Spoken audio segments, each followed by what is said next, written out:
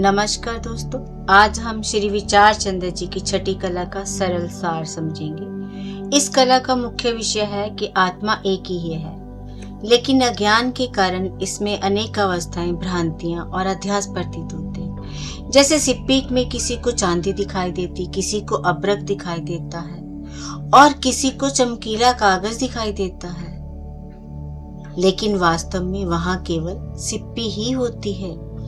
इसी प्रकार आत्मा में भी जागृत, स्वप्न और सुषुप्ति ये तीन अवस्थाएं प्रतीत होती है। जब जागृत अवस्था होती है तब स्वप्न नहीं होता, जब स्वप्न होता है तब जागृत नहीं होता, और जब सुषुप्ति होती है तब दोनों नहीं होते। लेकिन इन तीनों का साक्षी आत्मा सदैव उपस्थित रहती है। यही इस कला का प्रथम सिद्धांत है। आगे बढ़ते हैं। सामान्य, विशेष और कल्पित। सिप्पी के उदाहरण में तीन अंश बताए गए हैं। पहला है सामान्य, दूसरा है विशेष और तीसरा है कल्पित विशेष। सामान्य अंश वह है जो अधिक समय तक बना रहता है, और ये है अस्तित्व का बोध। ये है। विशेष अंश वह जो थोड़े समय के लिए दिखाई देता है, जैसे चांदी, अब्रक या चमकीले कागज का भान।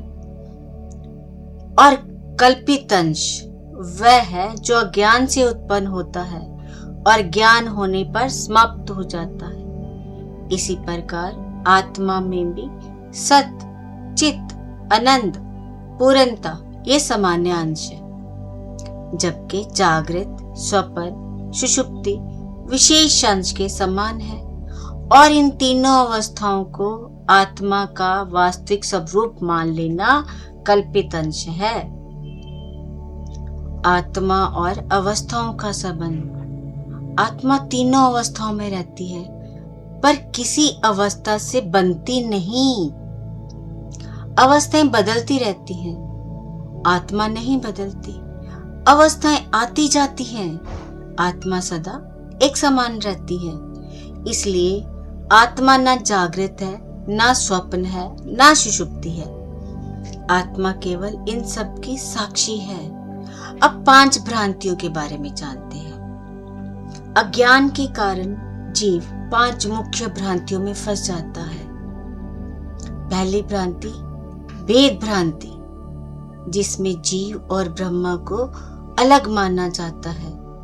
दूसरी कर्ता भोक्ता भ्रांति, जिसमें व्यक्ति सोचता है कि मैं ही सब कुछ करता हूँ और मैं ही सब कुछ भोगता हूँ। और तीसरी संग भ्रांति, जिसमें आत्मा का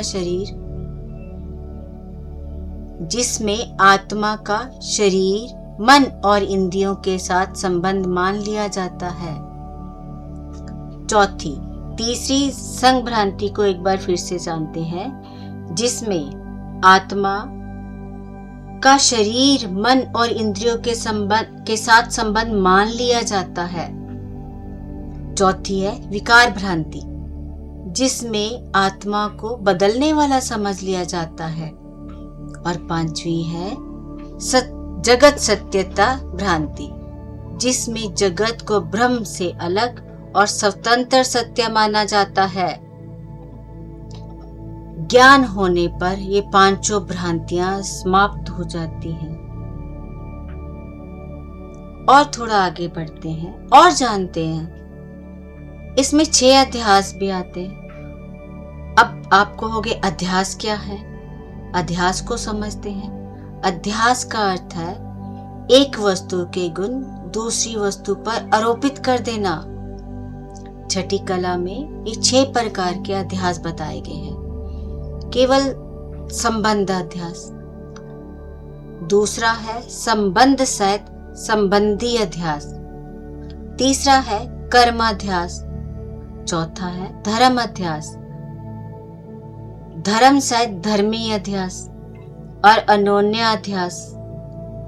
इन सब का सार यही है, आत्मा और अनात्मा के गुण आपस में मिल जाते हैं और भ्रम उत्पन्न हो जाता है।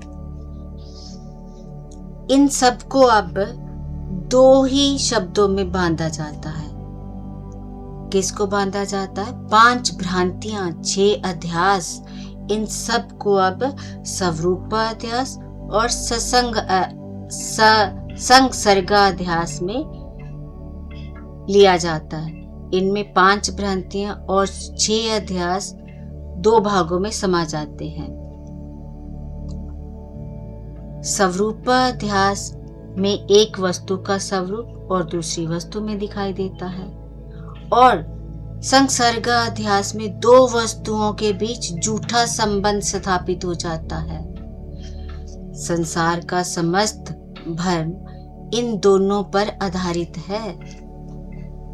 अब आगे इसको आत्मा और अनात्मा से जोड़ा जाता है।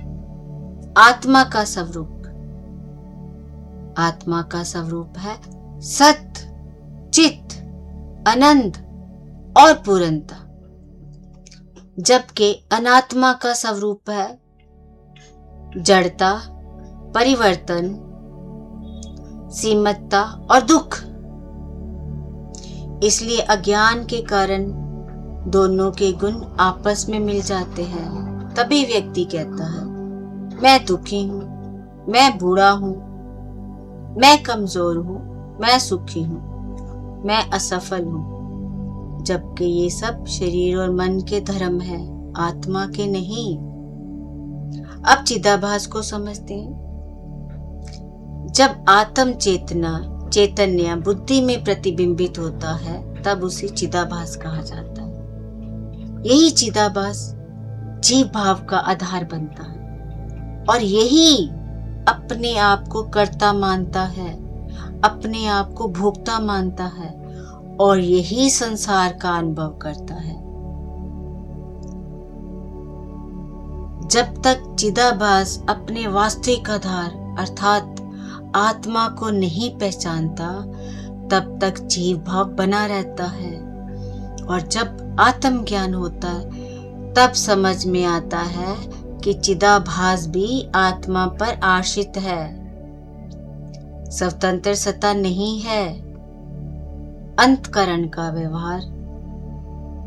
अंतकरण के 4 विभाग बताए गए हैं। मन जो संकल्प और विकल्प करता है, बुद्धि जो निर्णय करती है, चित्त जो स्मरण और संग्रह करता है, और अहंकार जो मैं और मेरा का भाव उत्पन्न करता है।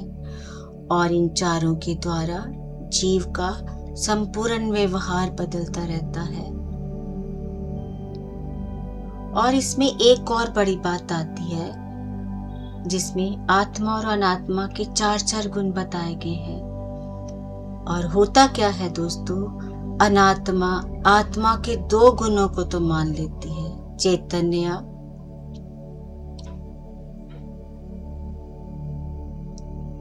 अनात्मा आत्मा के 2 गुणों को ले लेती है, और अपने अनात्मा 2 गुणों को आत्मा को दे लेती है।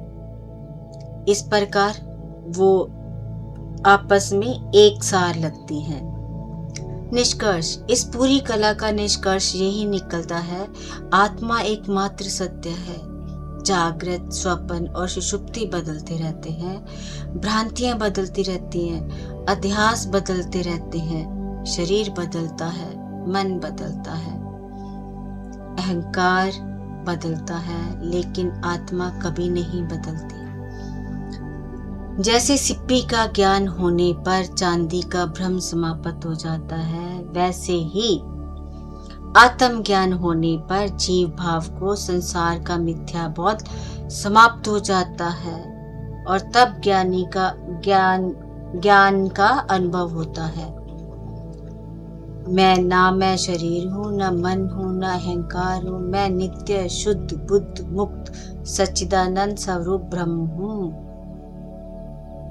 थैंक यू दोस्तों। अगर आपको ये पसंद आया सरल सार, और आप इसके बारे में और जानना चाहते हो, तो unified with love and light channel पर पूरी वीडियो है। एक एक बात को खुलकर समझाया गया है। कृपया उन्हें सुने, उन्हें समझे और अपने आप को जाने। और चैनल को सब्सक्राइब करना मत भूलें, ताकि ये ज्ञान जो है, अमूल्य ज्ञान, दूसरे लोगों तक जाए। Thank you so much.